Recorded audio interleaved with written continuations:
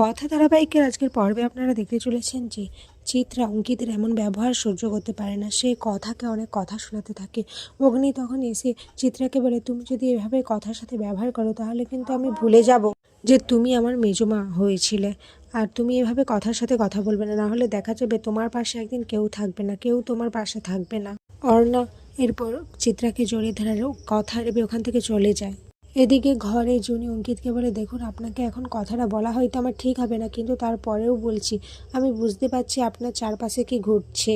দেখুন অঙ্কিতবাবু, প্রান্তিকের সাথে আমার যে প্রান্তিককে নিয়ে আগে থেকে আমার মধ্যে একটা ট্রমা কাজ করছিল, আর এখন আপনাকে এই অবস্থায় দেখে তাই আমি বলছিলাম আমাদের সম্পর্কটা যদি আবার আগের মতো নিয়ে যেতে চাই, তাই আমার কিছুটা সময় লাগবে। এরপর অঙ্কিত বলে যে হ্যাঁ, আপনি যতটা খুশি সময় নিন জুনি, আমার কোনো আপত্তি নেই।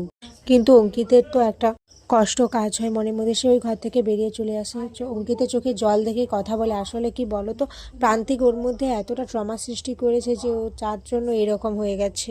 অঙ্কিত তখন বলে, কিন্তু কথা ও আমাকে কখনো ছেড়ে চলে যাবে না তো? কথা তখন বলে, না অঙ্কিত, আর জুনি কখনো তোমাকে ছেড়ে চলে যাবে না। অপরদিকে দেখা যায় এভি আর মিস্টার রয়ের মধ্যে তো মিটিং চলছে। মিস্টার রয় এভিকে বলে কথাকে নিয়ে সিঙ্গাপুরে একটি কুকিং কম্পিটিশান রয়েছে, ওখানে যেন ওরা পার্টিসিপেট করে।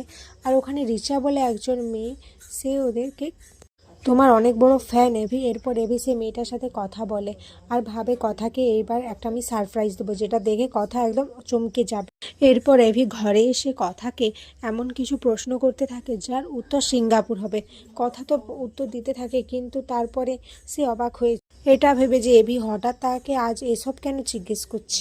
অপরদিকে প্রান্তিক আর সিমরান দুজনে মিলে জুনির বিরুদ্ধে প্ল্যান করতে থাকে যে কিভাবে তাকে ফাঁসাবে। প্রান্তিক সিমরানকে সমস্ত ঘটনা খুলে বলে যে সে কেন জুনির উপর প্রতিশোধ নিতে চায় আর কিভাবে কথা কলি আর অগ্নিব বারবার তাকে ফাঁসিয়ে দেয়। এদিকে কথাকে স্যান্ডি বলতেই যাচ্ছিল যে সিঙ্গাপুরে যাওয়ার কথা। এভি কোনো ক্রমে স্যান্ডিকে আটকে দেয় আর বলে যে সিঙ্গাপুরে আমি একাই যাচ্ছি, ওখানে একটা কুকিং কম্পিটিশান হবে, তা আমাকে যেতে হবে। কথা কিছুটা ভটকে যায়, ভাবে যে না, নিশ্চয়ই পাচক মশাই কিছু আমার থেকে একটা লুকাচ্ছে। কথা এসব নিয়েই ভাবতে থাকে। এখানে আজকের পর্ব শেষ হয়ে যায়। তো বন্ধুরা, তোমাদের কি মনে হয় রিচা আবার কোন ঝড় তুলবে কথা এভির জীবনে?